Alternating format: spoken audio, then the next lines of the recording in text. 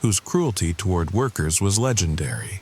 Rumor had it that some disgruntled employees had pushed him into a furnace in 1906, and that his angry spirit still haunted the place.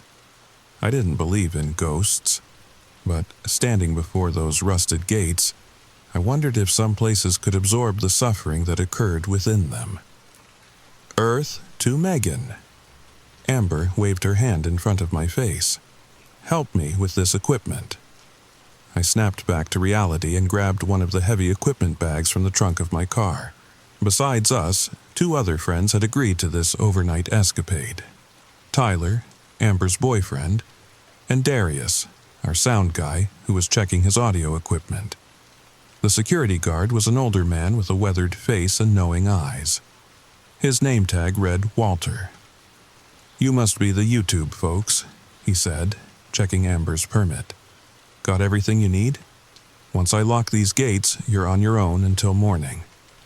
"We're all set," Amber replied eagerly.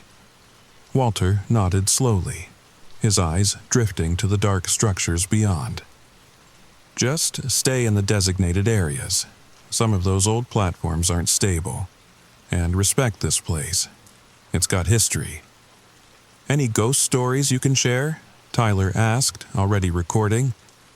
"Heard anything strange during your shifts?" The guard's expression shifted subtly. "I don't work nights here anymore." He paused. "Not since 2017. Something in his tone made my stomach tighten. "What happened in 2017? I asked, before I could stop myself.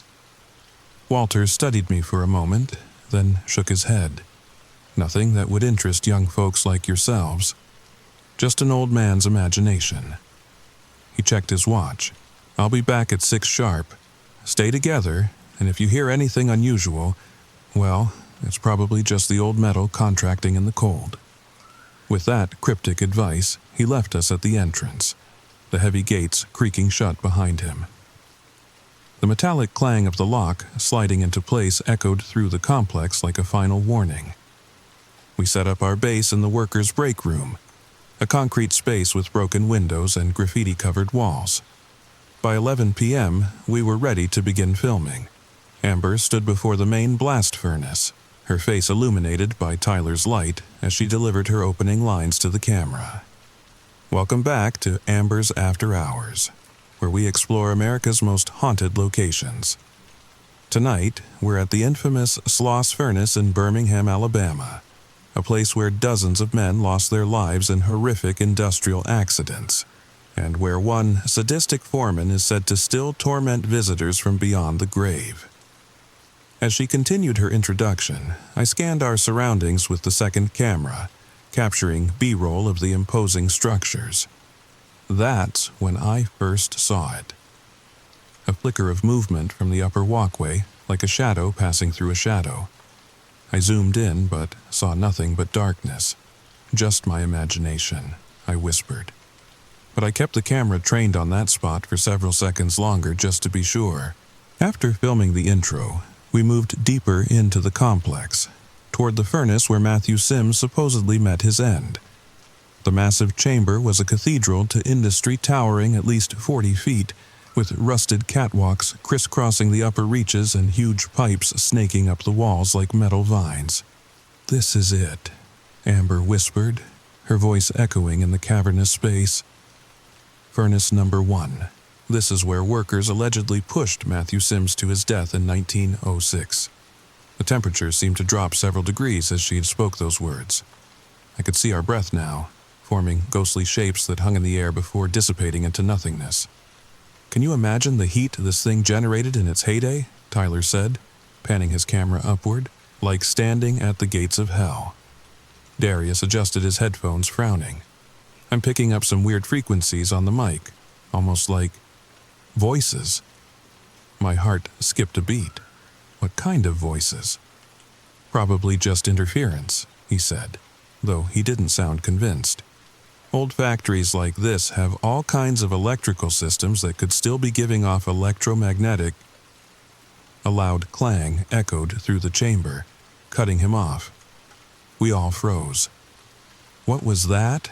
Amber asked. her professional demeanor slipping for a moment. "Probably just something falling," I said, trying to sound confident. "This place is literally falling apart." Tyler pointed his camera toward the sound's origin. "Let's check it out." "Or we could not do that," I countered, but I was already being outvoted. Typical. We followed the source of the noise to a smaller room adjacent to the main furnace. It appeared to be some kind of control room, with rusted panels of gauges and switches lining the walls. In the center of the room, lying on the floor, was a heavy wrench, the kind used by workers to adjust the machinery. "That's odd," Darius said, picking it up carefully. "This looks like it fell from somewhere, but—" He glanced up at the ceiling, which was intact with no visible place the wrench could have fallen from. "Maybe someone else is here," I suggested, hating how small my voice sounded. Amber shook her head. "The guard said we'd be the only ones. The place is locked down." "Then, how do you explain that?" I gestured to the wrench, which now lay innocently on a control panel where Darius had placed it. No one had an answer. It was nearing midnight when we decided to split up to cover more ground.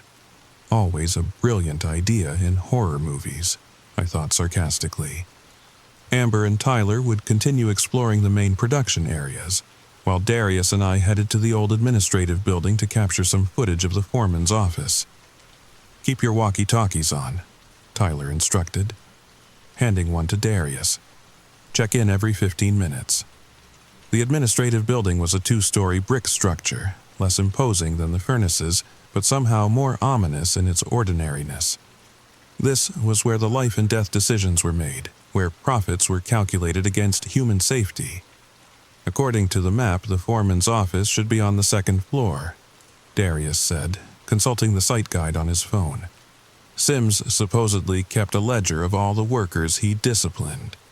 "Disciplined?" I asked, following him up a creaking staircase. "That's the polite term. Word is he was ruthless, docked pay for minor infractions, forced men to work in dangerous conditions. Some say he even locked workers in the furnace room if they complained." The 2nd floor was a corridor of offices, most with their doors hanging off the hinges. Papers still littered some of the floors. Invoices, memos, remnants of the building's working days. Our flashlights cast jumping shadows as we moved down the hallway. "This should be it," Darius said, stopping before a door at the end of the corridor. Unlike the others, this one was fully intact. The frosted glass window still bearing faded letters, M. Sims Foreman. I felt a distinct reluctance to enter, but Darius was already turning the handle. To our surprise, it was locked. "That's weird," he muttered, jiggling the handle. "Why would they lock an office in an abandoned building?" As if in response to his question, we heard a soft click, and the door swung open on its own, revealing a perfectly preserved office. Unlike the rest of the building, there was no dust, no decay. A large desk dominated the room, with a leather chair behind it and a green-shaded lamp that looked like it belonged in a film noir. Bookshelves lined one wall, filled with ledgers and technical manuals. "This can't be real," I whispered, stepping cautiously into the room. "It looks like he just stepped out for lunch." On the desk sat an open ledger, the handwriting sharp and angular. I leaned closer to read the final entry. October 24th, 1906. Workers becoming increasingly insubordinate. Examples must be made. Peterson and Collins to be assigned to Furnace 1 tomorrow despite safety concerns. Some lessons must be taught in fire. A chill ran through me as I read the date. "Darius, this entry is from the day before Sims supposedly died." He was about to respond when the office door slammed shut with such force that the frosted glass cracked in a spiderweb pattern. We both jumped, and I let out a startled yelp. "Very funny, guys," Darius called out, assuming Amber and Tyler were playing a prank.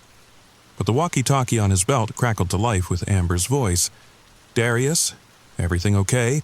We heard a loud noise from your direction." He exchanged a look with me before responding. "You and Tyler aren't near the admin building." "No, we're still by Furnace 2. Why?" Before he could answer, the temperature in the room plummeted. I could see my breath fogging in front of me, and the cold burned my lungs. The desk lamp flickered on, though it wasn't plugged into anything. "We need to go," I said, grabbing Darius's arm. "Now." He nodded, backing toward the door. When he tried the handle, it wouldn't budge. "It's locked," he said, his voice rising with panic. "It's locked from the outside." I pounded on the door, calling for help, but the thick wood muffled my cries. The walkie-talkie emitted only static now, despite being in perfect working order moments before. And then, we heard it. A sound like heavy boots on the wooden floor, circling the desk behind us. But when we turned to look, there was no one there. Just the leather chair, slowly rotating as if someone had just risen from it. The ledger on the desk began to flip pages on its own, faster and faster, the paper rustling like insect wings. It stopped abruptly, and a pen that had been lying beside it rose into the air, hovering for a moment before pressing to the paper. In slow, deliberate strokes, it wrote 3 words: "Back to work." My heart was hammering so hard I thought it might burst from my chest. Beside me, Darius had gone deathly pale, his camera forgotten at his side. "This isn't happening," he whispered. "This can't be happening." The pen dropped to the desk with a clatter that made us both flinch. For a long moment, the only sound was our ragged breathing and the faint ticking of a clock we couldn't see.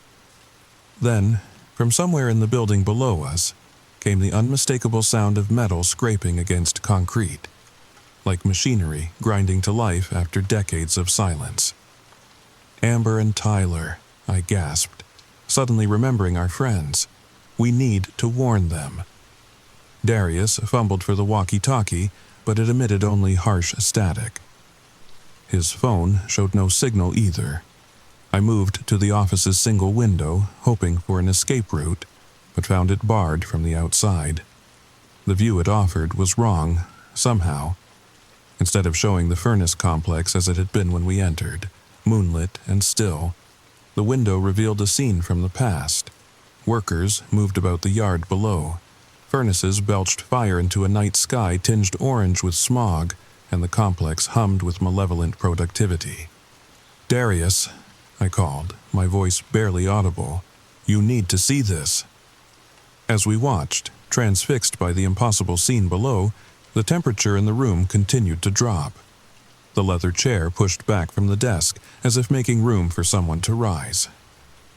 Indentations appeared in the seat cushion, the impression of a body settling its weight there, though no one was visible. The ledger flipped open again, and once more the pen rose of its own accord. This time, it scratched 5 words that made my blood run cold. "You don't belong here. Leave." "We're trying," Darius said aloud, his voice breaking. "We can't get out." In response, the pen scratched again. "Not you. Them." "Them?" I whispered. "You mean Amber and Tyler?" The temperature dropped further, and the light from the desk lamp took on a reddish hue. The chair creaked, leather protesting as invisible weight shifted. Furnace 1. Midnight. The ritual begins. I checked my phone, 11:47 p.m. "Darius, we've got 13 minutes. We have to get to them." As if responding to our urgency, the office door swung open. The corridor beyond was no longer dusty and abandoned. Now it gleamed with polished wood and brass fixtures, as if we'd stepped back in time to when the factory was in its prime. "Run," Darius said, grabbing my hand, and we bolted down the corridor toward the stairs. We reached the staircase and descended in a headlong rush, nearly tumbling down the steps in our haste. The passage led to a narrow corridor I didn't remember from our arrival. It smelled of oil and hot metal, and the air rippled with heat as we moved deeper into the complex. Ghostly figures moved around us, workers in early 20th century clothing, their faces smudged with soot. They took no notice of us as they went about their tasks, shoveling coal, adjusting valves, feeding the furnaces. They can't see us, I realized aloud. We're witnessing the past. Or the past is witnessing us, Darius countered, his eyes wide. A distant bell began to toll, marking the approaching midnight hour. The sound spurred us on, and we pushed through the throng of phantom workers, following the increasing heat toward what we knew must be Furnace 1. The passage opened into the main factory floor, a cathedral of industry dominated by the massive furnace. Unlike earlier, when it had been a rusted relic, now it blazed with infernal light, its mouth aglow with molten metal. And there, on the platform before it, were Amber and Tyler. They stood frozen in place, cameras forgotten at their feet, surrounded by a circle of workers. At the head of this grim assembly stood a tall figure in a foreman's cap, his back to us, directing proceedings with sharp gestures of a metal rod. "Amber!" I screamed, but my voice was swallowed by the roar of the furnace. "Tyler!" We reached the platform just as the foreman turned to face the furnace, revealing his profile. His features were sharp, hawkish, his eyes reflecting the furnace fire with unnatural intensity. Though I'd never seen a photograph of Matthew Sims, I knew with bone-deep certainty that this was him, the cruel overseer whose sadism had become legend. "The furnace must be fed," he intoned, his voice carrying despite the industrial cacophony around us. "The iron must flow." "Blood for the furnace," the workers responded in unison, their voices flat and lifeless. "Iron from bone." The bell tolled again. 11, and Sims raised his metal rod. At its tip glowed a brand, the letters SF for Sloss Furnace burning white-hot against the darkness. "No!" I screamed, finding my voice at last. "Leave them alone." Sims turned, his gaze finding mine with predatory precision. His face split in a smile that contained no warmth, no humanity. "More volunteers," he said, and the circle of workers parted to admit us to their grim ritual. Hands seized us from behind, cold, strong hands that belonged to men who looked solid but felt wrong somehow. They propelled us forward to stand beside Amber and Tyler, who now turned to us with expressions of confused relief. "Megan? Darius?" Amber's voice sounded distant. "What's happening? Where are we?" "It's not real," I said, hoping I was right. "None of this is real. It can't be." "It feels real," Tyler whispered, and I saw with horror that he bore a burn mark on his forearm, the S of the Sloss brand partially completed. The bell tolled for the 12th time as Sims approached us, brand raised high. Midnight had arrived. "The hour is upon us," he announced. 4 souls to appease the furnace, 4 bodies to feed the fire. The workers began to chant, a low, rhythmic drone that vibrated through the metal beneath our feet. The heat from the furnace became unbearable, searing our skin even from several feet away. I felt something then, not fear, but a surge of anger that burned hotter than the furnace itself. These were my friends. This was not how our night was supposed to end. "No," I said, stepping forward despite the hands that tried to hold me back. "We didn't come for this. We came to tell a story." Sims tilted his head, momentarily curious. "A story? About this place, about what happened here." I was improvising, playing for time. "About you, Matthew Sims." At the sound of his name, something shifted in his demeanor. The brand lowered slightly. "You know me?" He sounded both pleased and suspicious.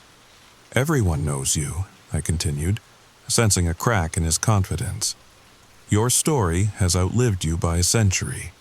People come from all over to learn about the foreman who worked his men to death until they decided they'd had enough." The phantom workers stirred uneasily at this, their chanting faltering. Sim's face darkened with rage. "Lies," he hissed. "Insolence. I maintained discipline. I built this place with sweat and iron will. And they threw you into your own furnace for it, I pressed, watching his composure fracture further. October 25th, 1906. That's tomorrow, isn't it? From where you're standing. The brand clattered to the metal grating as Sims released it, his form flickering like a bad television signal. Around us, the workers' spectral shapes wavered as well, their chanting replaced by a growing murmur. He worked us to death. No safety considerations. My family starved when he docked my pay. He locked Johnson in the cooling chamber. My boy was only 12 when the machinery took his arm. Their accusations mounted, ghosts finding voice for grievances a century old.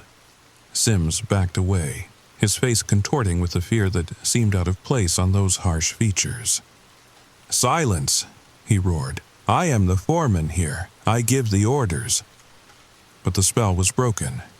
The workers advanced on him now, their eyes reflecting the furnace fire, their hands outstretched. Sims continued to retreat until his back pressed against the railing that separated the platform from the furnace mouth.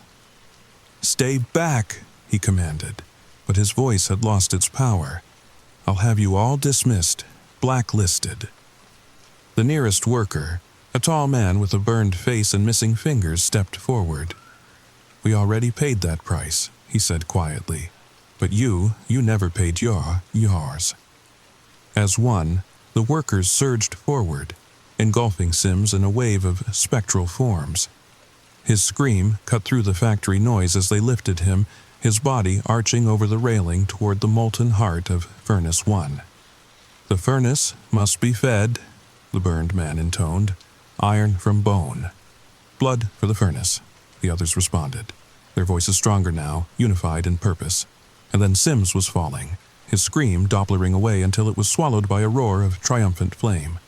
The furnace belched a gout of fire that illuminated the factory in stark relief, casting our shadows huge and distorted against the distant walls. For a moment, everything was still. Then, like a film reel catching fire, the scene around us began to disintegrate. The phantom workers faded like morning mist, the roaring machinery quieted, and the blazing furnace dimmed to cold, lifeless metal. Reality reasserted itself. We stood in the abandoned Sloss Furnace complex as it had been when we entered. A silent industrial graveyard, lit only by moonlight filtering through broken windows. Dawn found us huddled near the main gates, equipment packed, waiting for Walter to return as promised. None of us had attempted to film anything after our experience at Furnace 1. None of us had slept either. We'd spent the remaining hours of darkness in the relative safety of our base camp in the break room, jumping at every creak and groan of the old complex settling around us. The sound of keys jangling on the other side of the gate was the sweetest thing I'd heard in my life. Walter appeared, looking exactly as he had the evening before. Weathered, unassuming, normal. "Right on time," he said, unlocking the heavy padlock. "How'd the filming go? Catch anything interesting?" The four of us exchanged glances, a silent conversation passing between us. It was Amber who finally spoke, her voice carefully neutral. It was educational. "Thanks for letting us in." Walter's eyes moved slowly from face to face, taking in our exhausted expressions, the tension in our postures, the way we clutched our equipment like life preservers. A knowing look crossed his features. "You saw something," he said. It wasn't a question. Tyler started to deny it. But Walter held up a weathered hand. "It's all right, son. You wouldn't be the first." He pushed the gate open and gestured for us to exit. "Come on, let me buy you folks some coffee. You look like you could use it." Under normal circumstances, I might have declined. All I wanted was to go home, take a scalding shower, and try to convince myself that last night had been nothing more than an elaborate nightmare. But something in Walter's manner, a calm certainty, an absence of judgment, made me reconsider. "I could definitely use some coffee," I said, surprised by the steadiness in my voice. The others nodded in agreement, and we followed Walter to a small diner a few blocks from the Sloss complex. It was a classic American greasy spoon vinyl booths, laminated menus, The smell of bacon and coffee strong in the air. Normal, safe, real. "So," Walter began, studying us over clasped hands. "What did you see?" For a moment, no one answered. Then Darius, ever the rational one, spoke up. "We experienced some kind of shared delusion, a psychological response to the suggestive environment and—" "Son," Walter interrupted gently. "I've heard every explanation under the sun. Mass hysteria, oxygen deprivation, infrasound causing hallucinations. Doesn't change what you saw." "You believe in ghosts?" Tyler asked, skepticism evident in his tone. Walter smiled faintly. "What I believe doesn't matter, but I've worked at Sloss on and off for 30 years. I've seen things I can't explain." "What happened in 2017? I asked, recalling his cryptic comment from the night before. Walter's smile faded. "Had a group similar to yours. Paranormal investigators, they called themselves. 5 of them went in. 4 came out." He took a sip of his coffee. The official report said the missing man wandered off, fell through a weak section of flooring. Body was never recovered despite extensive searching. Case closed. "But you don't believe that," Amber said. Walter's gaze returned to the present, focusing on her with unexpected intensity. "I was there when his friends came running to the gate at 3 a.m. hysterical. They didn't say he fell. They said he was taken." A chill ran through me despite the warm diner and hot coffee in my hands. "Taken by what?" Darius asked, his skepticism wavering. "By whom might be the better question." Walter leaned forward slightly. "Did you encounter a foreman by any chance? Tall fellow, early 1900s clothing, not particularly friendly?" The blood drained from my face. I could tell from the others' expressions that they were experiencing the same shock. Somehow, this retired security guard knew exactly what we had seen. "We did," I admitted, my voice barely above a whisper. "Matthew Sims." Walter nodded slowly, unsurprised. "That's what I figured. He shows himself to those who come looking for a story." He gazed out the window toward the distant silhouette of Sloss Furnace. "But he doesn't like being the villain in someone else's tale." "The workers," Tyler said suddenly. "They turned on him. We think we saw how he died." "October 25th, 1906, Walter confirmed. "The official story was that he left town abruptly, but the workers knew better. They just kept quiet about it." "So, it's true," Amber murmured. "He really was pushed into the furnace." Walter shrugged. "The furnace keeps its secrets, but the pattern repeats. Sims appears, reenacts his final night, tries to claim new victims for the fire." "But we got away," I said. "How?" "Most do," Walter replied. "Sims is powerful at midnight on the anniversary of his death, but his influence wanes when confronted. You must have found a way to break his hold." I thought back to that moment on the platform, the way the spectral workers had turned against their foreman when I mentioned the date of his death. "We told his story," I said. "The real story, not the one he wanted to tell." Walter smiled, crow's feet deepening around his eyes. "Stories have power, especially true ones." 3 weeks later, I sat in my apartment, finger hovering over the play button on my laptop. Amber had finished editing our Sloss Furnace documentary, and she'd sent me the final cut before uploading it to her channel. The documentary didn't show sensationalized ghost footage, but instead focused on the real historical horror, the everyday cruelty of valuing profit over human life. Amber had transformed our terrifying night into something meaningful, something that honored both the reality of our experience and the larger truth behind it. My phone buzzed with a text from Amber. "It's live, already getting comments. Call me when you've watched." "The response has been mixed," she told me when I called. "Some viewers are disappointed there's no actual ghost footage, but others seem to really get it. The comment section is filling up with people sharing stories about their own family histories with dangerous industrial work. That's amazing, I said, genuinely moved. You've started a conversation. There's something else, Amber said, her tone shifting. I got an email from the Birmingham Historical Society. They want to include our documentary in their permanent exhibit on Sloss Furnace. Apparently, the administrative records from Sims's tenure were recently discovered, including personnel files that confirm his mistreatment of workers. Recently discovered? I repeated, a chill running down my spine. The email said the files were found last week, misfiled in an unrelated collection. They'd been lost for decades. I thought about Walter's warning, that our intervention might have consequences. Had we somehow triggered the reemergence of the historical record? There's one more thing, Amber continued, her voice lower now. I went back to Sloss yesterday. I spoke to the daytime tour guide, asked about Walter. My heartbeat quickened. And? They don't have a security guard named Walter.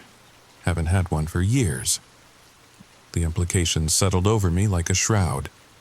Then who locked us in that night? Who let us out in the morning? After we hung up, I found myself drawn to my window, looking out at the city lights winking on as dusk settled. Somewhere out there, people were watching Amber's documentary, learning about Matthew Sims and the workers of Sloss Furnace, learning about justice delayed but not denied. And somewhere, perhaps, Matthew Sims was watching too. His story finally told truthfully, his crimes exposed to the light. Would that bring him peace? Or would he rage against this new narrative, one where he couldn't control the ending? I didn't know. But as I turned away from the window, I caught a glimpse of something reflected in the glass. A tall figure in a foreman's cap watching me from the corner of my room. My heart stopped, and then I blinked, and it was gone. Just a trick of light and shadow, my mind still processing the trauma of that night. Probably. The truth about Sloss Furnace, about its history, its hauntings, its hold on those who visit, remains as malleable as molten iron, ready to be shaped by those who dare to tell its story. We went looking for ghosts, but found something far more profound. The power of bearing witness, of speaking truth to history, of acknowledging the human cost of progress. And if sometimes, in the dark of night, I think I hear the distant toll of a factory bell, or catch the scent of hot metal and coal smoke. Well, that's the price of carrying a story that wasn't meant to be forgotten, because some fires never go out completely. They just wait, smoldering beneath the surface, ready to blaze again when someone remembers to tell their tale. If you enjoyed this story, don't forget to like, comment, and subscribe for more. Have you ever experienced something you couldn't explain? Something that made you question what you believe about the world? Share your own strange encounters in the comments below. And remember, sometimes the most terrifying stories are the ones that might just be true. Story number 4. Hey there, listeners. Have you ever woken up in the middle of the night, certain that someone was standing in the corner of your room, only to realize it was just your coat hanging on the door? Or maybe you've caught something moving in your peripheral vision, but when you turned to look, nothing was there. We all experience these moments. But what if these weren't just tricks of the mind? What if you suddenly couldn't trust what you were seeing? What would you do if your eyes started showing you things that couldn't possibly be real? Tonight's story explores exactly that question. And fair warning, you might find yourself double-checking the shadows in your room before you fall asleep tonight. If you enjoy this tale of slowly unraveling reality, make sure to hit that subscribe button and share with a friend who appreciates a good psychological scare. Leave a comment with your own unexplainable visual experiences. I read every single one. Now, get comfortable, dim those lights, and prepare to question everything you see. Our story begins. I first noticed something was wrong on a Tuesday in late October. Nothing dramatic, just a small, inexplicable moment that I initially dismissed. It was during my morning commute into downtown Portland. the same route I'd driven for 7 years since landing my job at Westbrook Financial. Rain tapped steadily against my windshield as I waited at the familiar intersection of Burnside and 23rd. The light turned green. I pressed the gas, and that's when I saw him, a man in a yellow raincoat standing directly in the middle of the intersection. Just standing there, perfectly still, face obscured by his hood, staring directly at me. I slammed on my brakes, heart pounding. The car behind me honked angrily. When I looked again, the intersection was empty. No man, no yellow raincoat, nothing. Just wet pavement glistening under the traffic lights. The car behind me honked again, longer this time. I waved an apology and continued through the intersection, my hands trembling slightly on the steering wheel. Just tired, I whispered to myself. Just need more coffee. That night at home, I told my wife Emma about it over dinner in our small Craftsman in the Selwood neighborhood. She looked concerned, her fork pausing midway to her mouth. "Have you been sleeping okay, Daniel?" she asked, reaching across our worn kitchen table to touch my hand, her wedding ring catching the light from our pendant lamp. "Not great," I admitted. "That deadline for the Peterson account has me working late. Maybe you should see Dr. Miller," she suggested. "It's been almost a year since your last checkup anyway." I nodded, but didn't make the call.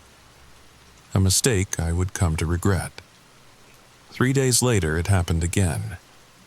This time at the grocery store. Freddy's on Hawthorne. I was selecting apples, testing each one for firmness the way my mother had taught me, when I noticed a woman at the end of the produce section. She wore a vintage floral dress that seemed out of place for the chilly autumn weather. But it wasn't her clothing that caught my attention. She was staring at me with an intensity that made my skin prickle. And her eyes... Something was wrong with her eyes. I blinked, and she was gone. My heart raced as I looked around the store. No sign of her among the other Friday evening shoppers. That night, I dreamed of yellow raincoats and floral dresses, shadowy figures standing at the foot of my bed, watching. I woke at 3:17 a.m., sweating despite the cool October air coming through our cracked bedroom window. Emma slept peacefully beside me, her chest rising and falling with each breath. I envied her untroubled sleep. For the next week I was fine. No visions, no strange sightings. I almost convinced myself it had been nothing. Just stress, lack of sleep, an overactive imagination. The human mind is remarkably good at dismissing what it can't explain. Then came the morning I saw my father standing in my kitchen. My father, who had died 3 years earlier from a sudden heart attack.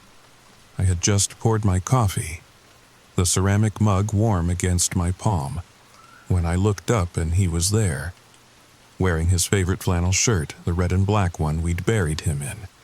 He looked solid, real, not ghostly or transparent like in the movies. Just there, by the refrigerator. I dropped the mug. It shattered against the tile floor, coffee splashing across my slippers. By the time Emma came running in from the bathroom, her hair still wet from the shower, I was alone again in the kitchen, staring at empty space. "Daniel, what happened?" she asked, concern etched across her face as she surveyed the mess. My mouth was dry. I think I need to see Dr. Miller after all. Dr. Miller's office hadn't changed in the year since my last visit. Still the same beige walls, uncomfortable chairs, and outdated magazines in the waiting room. The receptionist, Brenda, according to her nameplate, still wore too much perfume. "Blood pressure looks good," Dr. Miller said later as he removed the cuff from my arm, his silver-rimmed glasses sliding down his nose as he made notes in my chart. "Any changes in medication since I saw you last?" "No, nothing." "And how's your stress level? Still working those 60-hour weeks?" I explained about the deadline pressure, the long nights. Then, hesitantly, I told him about what I'd been seeing. He listened without interrupting, his expression neutral, professional. When I finished, he leaned back in his chair, fingers forming a steeple under his chin. "Could be several things," he said after a thoughtful pause. "Visual hallucinations can stem from extreme fatigue, stress, certain medications, or they could indicate something neurological." He scribbled something on his prescription pad. "I'm going to refer you to Dr. Abernathy, excellent neurologist, and I want you to have an MRI just to rule things out." "Rule what out?" My mouth went dry. "Probably nothing," he said with a reassuring smile that didn't quite reach his eyes. "But better safe than sorry. In the meantime, try to get more rest." I scheduled the MRI for the following week. The earliest appointment they had. 7 days seemed like an eternity to wait. That night, Emma held me tighter than usual as we lay in bed. "It's probably just stress," she whispered, her breath warm against my neck. "You've been working too hard." "Yeah," I agreed, staring at the ceiling, counting the faint cracks in the plaster. "Probably just stress," but the next morning, as I brushed my teeth, I saw a woman standing in the shower behind me through the mirror. The same woman from the grocery store, her floral dress now soaking wet, clinging to her thin frame. Her eyes still wrong. Too dark, too empty. I spun around, heart hammering against my ribs. The shower was empty, the curtain partially open just as I'd left it. I called in sick to work for the first time in 3 years. The descent begins. Days passed, and the sightings increased in frequency. The man in the yellow raincoat appeared on street corners, in the background of TV shows Emma and I watched. Once, even in our backyard, standing motionless beneath the old maple tree. The woman in the floral dress appeared in reflections, windows, mirrors, the blank screen of my laptop before it powered on. And now there were others. A child with pale skin and dark circles under his eyes. An elderly woman with a neck that bent at an impossible angle. I stopped telling Emma after I saw the fear growing in her eyes. I pretended things were getting better, not worse. The MRI came back normal. Dr. Abernathy, a tall woman with a no-nonsense manner, ordered more tests, EEG, blood work, a psychological evaluation.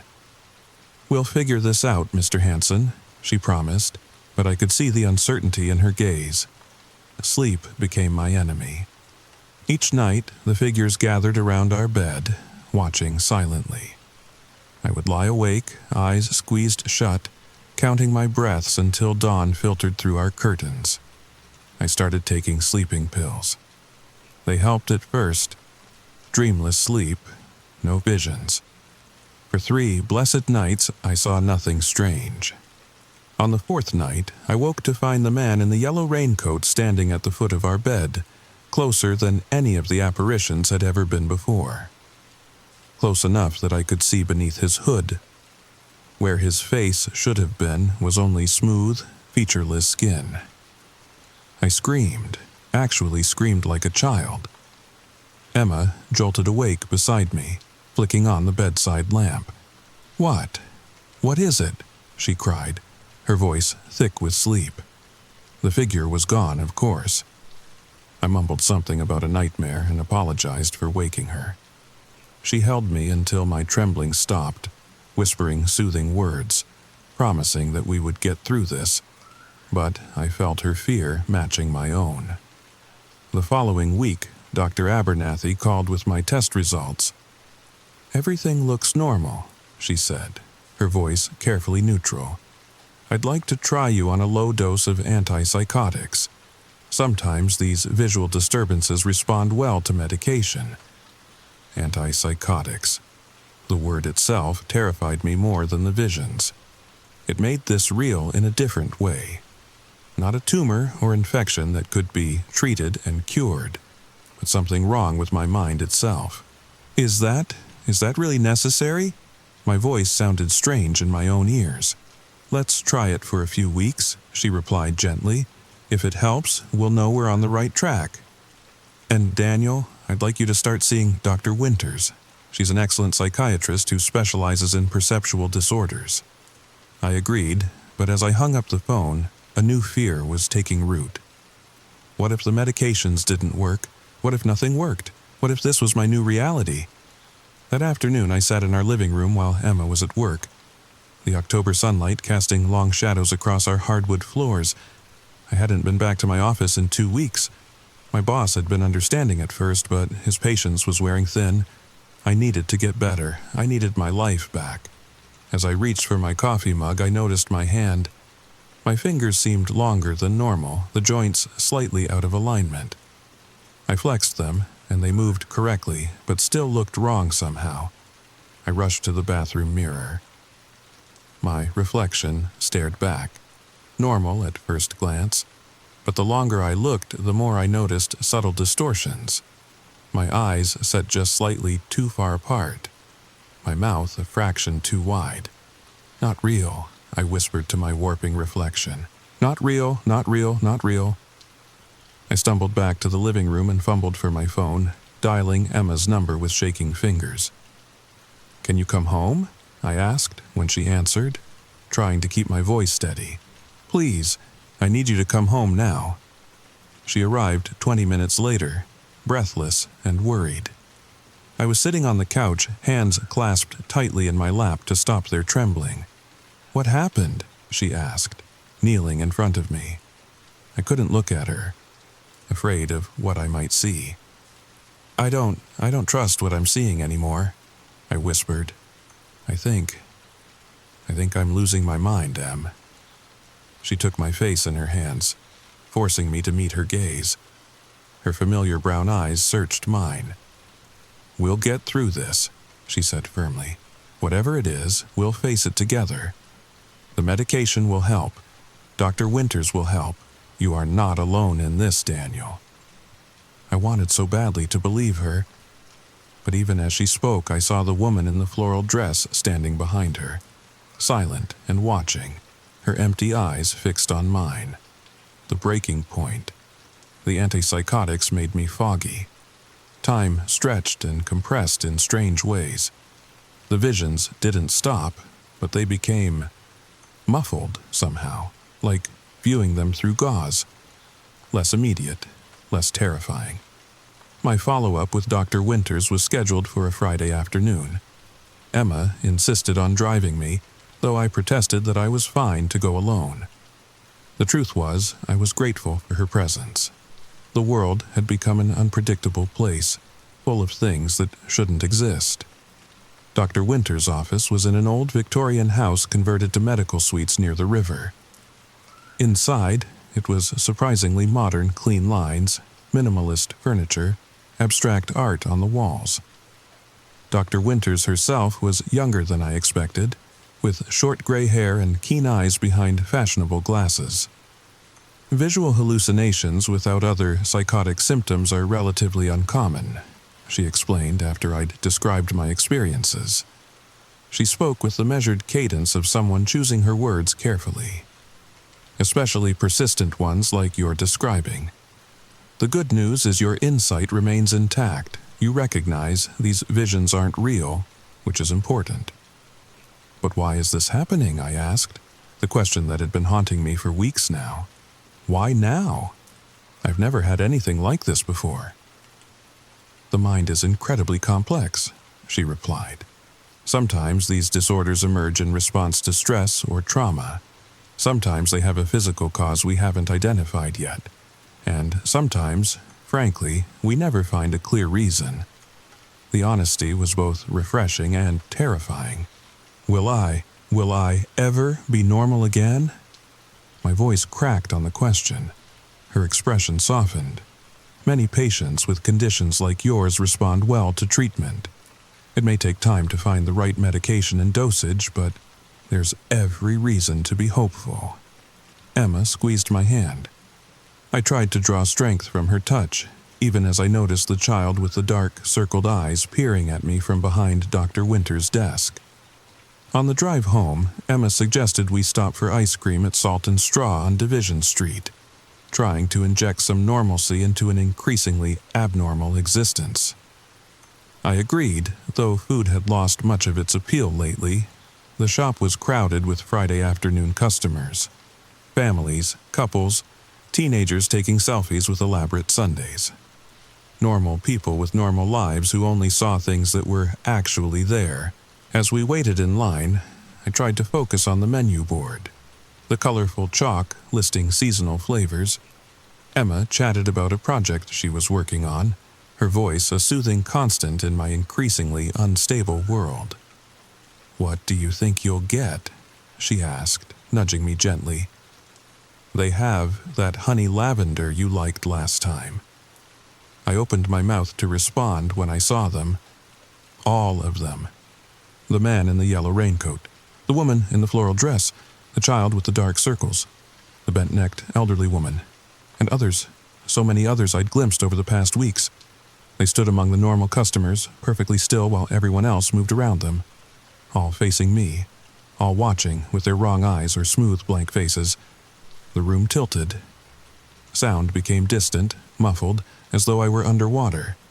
I was vaguely aware of Emma saying my name, her voice concerned, but I couldn't respond.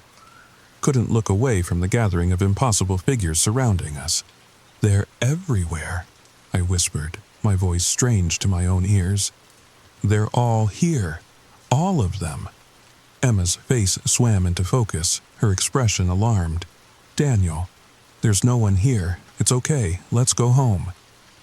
"No, you don't understand," I said, my voice rising. "They're right here. Look, look." I pointed wildly at the yellow raincoat by the register, the floral dress near the door. The shop had gone silent. Real customers staring at me with expressions of concern, discomfort, fear. A barista had stepped out from behind the counter, approaching cautiously. "Sir, are you okay?" she asked. Young, probably a college student, trying to handle a situation they didn't train her for. "I'm sorry," Emma said to her. "We're leaving now." To me, softer. "Daniel, please. Let's go home." I let her lead me out, my body moving mechanically while my mind screamed. The figures parted as we walked, creating a corridor for us to pass through, their empty gazes following our exit. In the car, I broke down. Sobs tore from my chest as Emma held me awkwardly across the center console. "I can't live like this," I choked out between gasps for air. "I can't, Emma, I can't." "We'll call Dr. Winters," she said firmly, though I could hear the tremor in her voice. "We'll get your medication adjusted. It will get better." But as we drove home, the man in the yellow raincoat appeared in every intersection we passed. Watching, always watching. The reckoning. 3 days after the ice cream shop incident, Emma took a personal day from work. She was afraid to leave me alone, though neither of us said it aloud. We were both pretending things were under control. My medication had been increased. The fog in my head was thicker now, making it difficult to complete even simple tasks. The visions remained, but somehow distant, like watching them through the wrong end of a telescope. We were sitting on the couch, some forgettable show playing on Netflix, when Emma took my hand. "I've been thinking," she said hesitantly. "My sister's place in Colorado has that garden apartment. It's private, quiet. Maybe a change of scenery would help?" I knew what she wasn't saying. That I was becoming a danger to myself. That she was scared. That our life here was unraveling. "Running away won't fix my broken brain," I said, more bitterly than I intended. "It's not running away," she insisted, her grip on my hand tightening. "It's just a fresh start while you recover. Away from work stress. Somewhere peaceful." I wanted to argue, but exhaustion overwhelmed me. The constant vigilance, always questioning what was real and what wasn't, had drained me completely. "Maybe," I conceded, and her relief was palpable. That night, I couldn't sleep despite the medication. Emma's soft breathing beside me usually brought comfort, but tonight it wasn't enough to quiet my mind. I slipped out of bed, careful not to wake her, and made my way downstairs. Our living room was washed in the blue-gray light of the moon through the windows. I didn't turn on any lights, preferring the dimness that hid the corners where my visions often lurked. I sat on the couch, head in my hands, trying to remember what normal felt like. When had I last gone a full day without seeing something impossible? When had I last felt fully present in reality? A floorboard creaked. I looked up, expecting to see one of my regular visitors. Instead, Emma stood in the doorway, her silhouette outlined against the hallway wall. "Couldn't sleep?" she asked softly, moving into the room. The moonlight illuminated her face, casting half of it in silvery light, leaving the other in shadow. "No," I admitted. "Too many thoughts." She sat beside me, close but not touching. "Want to talk about it?" I shook my head. "I'm tired of talking about it, tired of trying to explain what I'm seeing to people who can't see it." "I wish I could see what you see," she said, her voice gentle. "It would be easier to help if I could understand." "No," I said firmly. "You don't wish that, trust me." We sat in silence for a long moment, the old craftsman house creaking and settling around us. Finally, Emma spoke again, her voice different somehow, more hesitant. "Daniel, how do you know?" I turned to look at her, confused. "Know what?" "How do you know that what you're seeing isn't real?" she asked. "How can you be so sure that everyone else is right and you're wrong?" A chill ran through me. "Because it's impossible. People don't just appear and disappear. Men don't have blank faces under yellow hoods." "But what if—" She paused, choosing her words carefully. "What if they do? What if you're not hallucinating at all? What if you're actually seeing something that's always been there that most people just can't perceive?" My heart began to race. This didn't sound like Emma. My Emma was practical, grounded, a firm believer in science and medicine. She wouldn't suggest something like this. "The doctors," I began, but she cut me off. "Doctors can be wrong," she said. "They're just people working with the limitations of current medical knowledge." I shifted away from her slightly, uncomfortable with this new direction. "Why are you saying this?" Her expression changed in the moonlight. Something subtle but wrong in the arrangement of her features. "Because I need to know if you can see me, Daniel. The real me." My mouth went dry. "What are you talking about?" She leaned closer, her face fully in the moonlight now. And I saw it. The slight elongation of her features, the too wide set of her eyes, the unnatural smoothness of her skin. "You're not Emma," I whispered, horror rising in my throat. She smiled, and her mouth stretched too far. "I am Emma," she said. "I've always been Emma. You're just finally seeing me as I truly am." I scrambled off the couch, backing away. No, this isn't real. You're not real." "We're all real, Daniel," she said, rising from the couch with unnatural grace. "The man in the raincoat, the woman in the dress, the child, me. We've always been here, walking among you. Most people never notice us, but sometimes someone's perception shifts, like yours did." "This is a hallucination," I insisted, pressing my back against the wall. "The medication isn't working, that's all. You're not real." "Then go upstairs," she said, her voice eerily calm. "Go check our bed, see if I'm still sleeping there like you think I should be."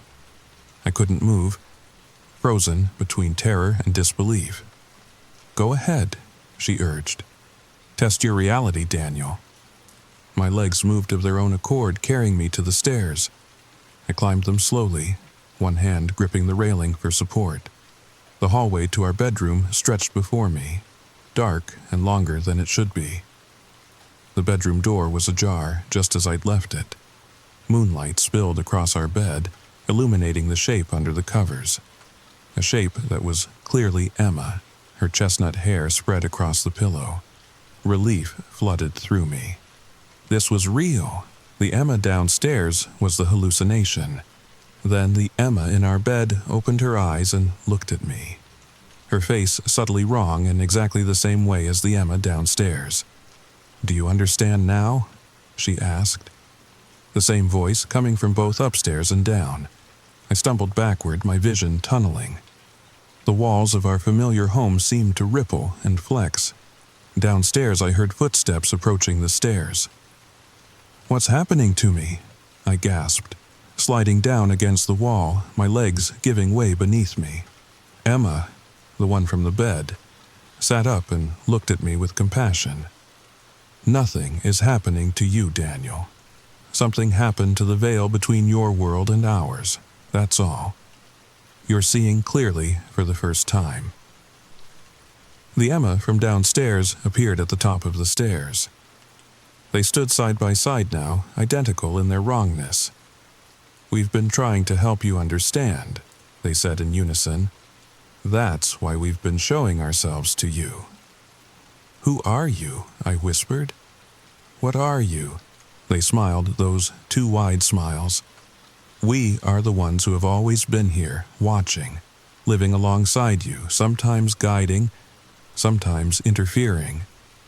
"And Emma, my real Emma?" Their expression softened with something like pity. "There never was an Emma the way you thought. There was only ever me, us." "No," I moaned, covering my face with my hands. "This isn't real. This can't be real." "The medication won't help," they said gently. "Nothing will help you unsee us now. But you can learn to live with it, with us. Many have, throughout history, the ones you call prophets, oracles, visionaries. They simply saw what was always there." I looked up at them, at her, this thing that wore my wife's face. My world collapsing around me as everything I thought I knew dissolved into uncertainty. "What do you want from me?" I asked, my voice barely audible. They exchanged a glance, these twin versions of the woman I loved. "Nothing you aren't already giving us," they answered. "Your awareness, your fear, your doubt, these have always sustained us." Outside our bedroom window, I could see them gathering on the street below. Dozens of figures in yellow raincoats and floral dresses, their blank faces turned upward toward our house. Watching, waiting. "And now you have a choice," the Emmas said together. "Accept what you see and learn to live in both worlds at once, or continue to fight it until your mind breaks completely." I closed my eyes, wishing for the darkness to swallow me. When I opened them again, there was only one Emma, sitting beside me on the hallway floor, her hand on my arm. She looked normal again. My Emma, with her kind eyes and the small scar at her temple from a childhood fall. "Daniel," she said, her voice concerned, "you were sleepwalking, talking to yourself. You scared me." I stared at her, searching for any sign of wrongness, any hint of the other Emma. But I saw only my wife, worry etched across her familiar features. "I'm sorry," I said automatically. "Bad dream." She helped me back to bed, tucking the covers around us both. "We'll call Dr. Winters in the morning," she murmured, stroking my hair. "Get your medication adjusted again." "Yeah," I agreed, though I knew now it wouldn't help. Nothing would help. Because I wasn't sick at all. As Emma drifted back to sleep beside me, I stared at the ceiling, understanding finally settling over me like a shroud. The world I thought I knew was merely a thin veneer over something stranger and more ancient. The veil had been lifted from my eyes, and there was no going back. Outside our window, a figure in a yellow raincoat stood beneath the streetlight. I didn't flinch this time, didn't look away. I simply watched him watching me, and in that mutual recognition found a strange sort of peace. I turned to look at my sleeping wife, wondering what her true form might be. And as if sensing my gaze, her eyes opened, just for a moment. In the dim light, they seemed to shine with an inner light, neither human nor entirely inhuman. She smiled, a normal smile, not too wide, and whispered, "Sleep now. Tomorrow will be easier." And strangely enough, I believed her. Because once you accept that you can't trust your own eyes,